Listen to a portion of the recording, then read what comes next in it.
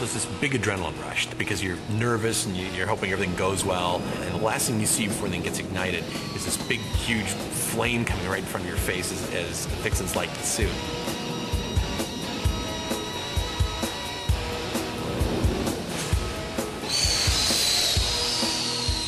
Then the fireworks start going off, and there's this deafening roar when the firecrackers are going off, and you see the fire, the hair going in front of your face.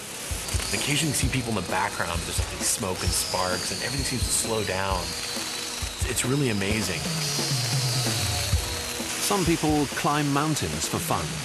Wally likes to strap fireworks to his body.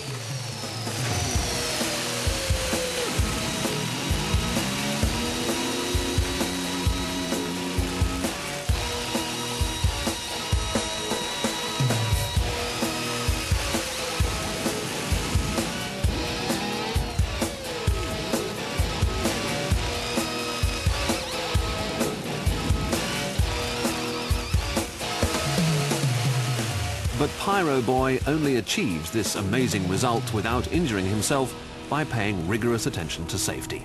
This is definitely not something you should try at home.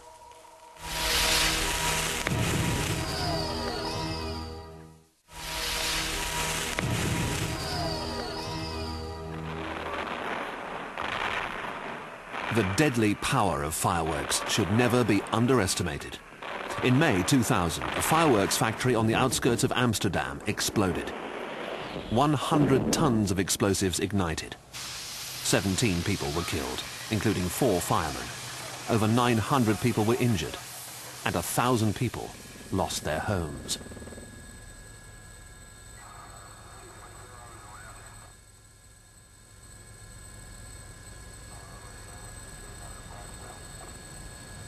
Most firework companies have strict regulations about how to store and handle fireworks.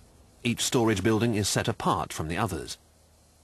For instance, a container filled with 45,000 kilograms of explosives must be 60 meters away from any other building if it has a barricade around it, and 120 meters if it doesn't.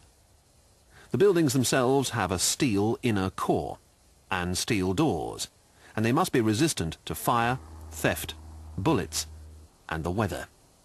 All the workers must wear cotton to reduce the risk of generating sparks. Anti-static cables and lightning rods transmit static electricity away.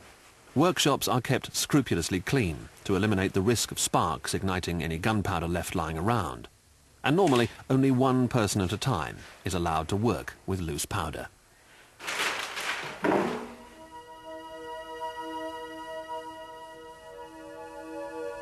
Safety is also an important consideration at firework displays. The closing ceremony at the Sydney Olympics 2000 was to be a spectacular fireworks show, the biggest the world had ever seen. It was also potentially one of the most dangerous. 17,000 shells containing 2.5 tons of gunpowder were to be fired. It was certainly a fantastic location, but launching a fireworks display over a 16-kilometer region to an audience of 1.5 million people took the kind of strategic planning normally reserved for a war. It was one of the greatest technical challenges Sydney had ever faced. Robert Foti is the youngest son in the family that was responsible for coordinating the show. When we were initially asked to put in some creative ideas for this show, we were acutely aware that it's not just a national event for us, for Australia, but it's very much an international event. So we put forward the idea of bringing out a pyrotechnic company from each continent representing each of the Olympic rings. And the idea was taken with great enthusiasm, and from there we've moved towards achieving our aim in a pretty short period of time. Robert's older brother, Fortunato, was the artistic director. The closing night fireworks start at the stadium. From there it goes along the river known as the River of Lightning. And that's 24 positions all the way along the river up to the harbour bridge. After the River of Lightning finishes, the bridge explodes for 1.5 minutes. From there, there's 4 main barges, one at Cockatoo Island, one up here between Goat Island and the bridge. The other 2 on this side is near Fort Denison. Between the 2 islands there. At the end of the show, 2 huge 60-centimetre shells were to be launched. It's one of those things, it's basically all in the head. We don't get a dress rehearsal, so we're not going to know what it looks like until the night. So I suppose it's like painting a picture. Until you've actually painted it, you don't know what it's going to look like, and you're hoping it's going to turn out well. The River of Lightning would be a huge technological coup. On the eve of the Millennium celebrations in London, they also tried to create a river of fire. Unfortunately, it didn't appear to work.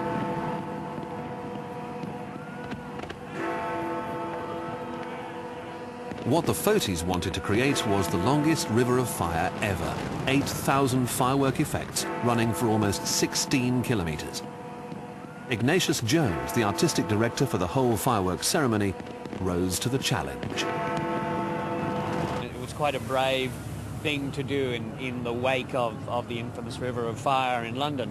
But we wanted to connect the Homebush Arena with the central fireworks show in the harbour, and we couldn't think of a better way to do it than actually setting up 25 different firing spots all the way down the Parramatta River and Inner Harbour, and then firing a 30-second barrage of lightning shells from each one in consecutive 5-second intervals, so that we created what looked like a giant fuse. I mean, it was a fuse you could only see from the moon, basically, but a giant fuse that snaked along the river and finally got to the bridge.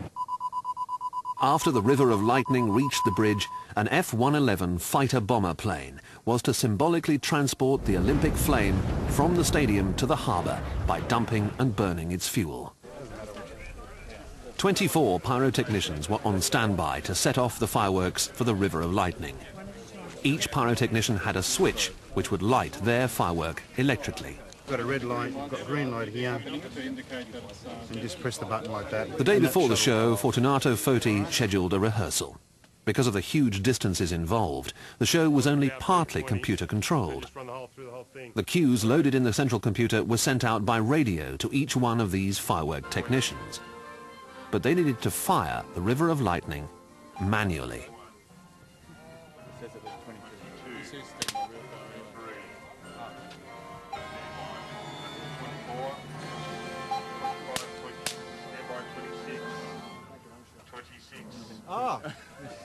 Hopefully it'll work out better on the big night.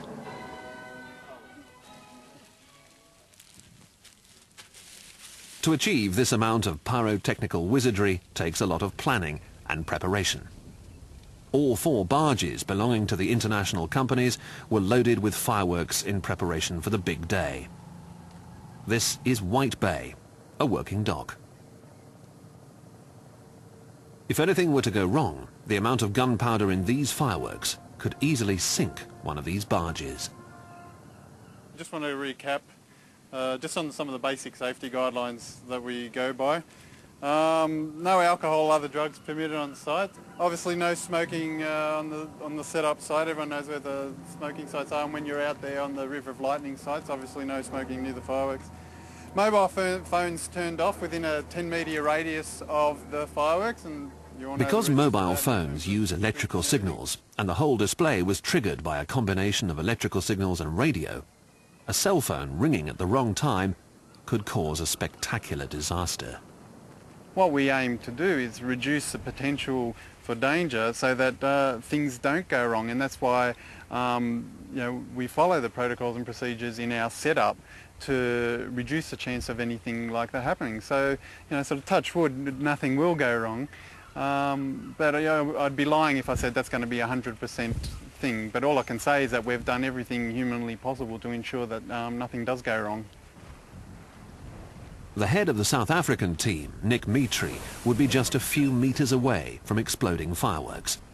He would be inside this steel shipping container when he launches the display.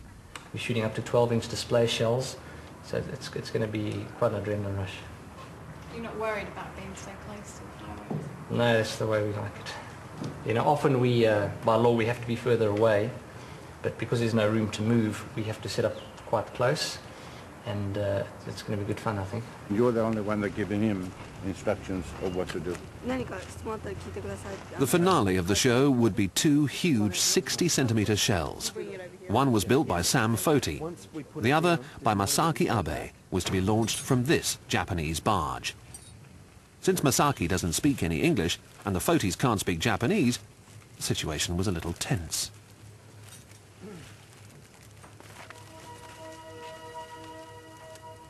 Each 60-centimetre shell needs 4.5 kilograms of gunpowder to propel it out of its launching tube. It'll explode 300 meters in the air and spread out for well over 300 meters as well.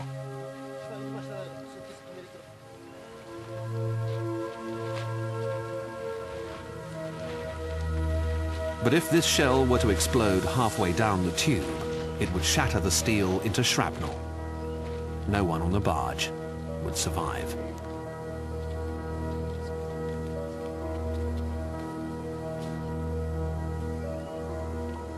Okay.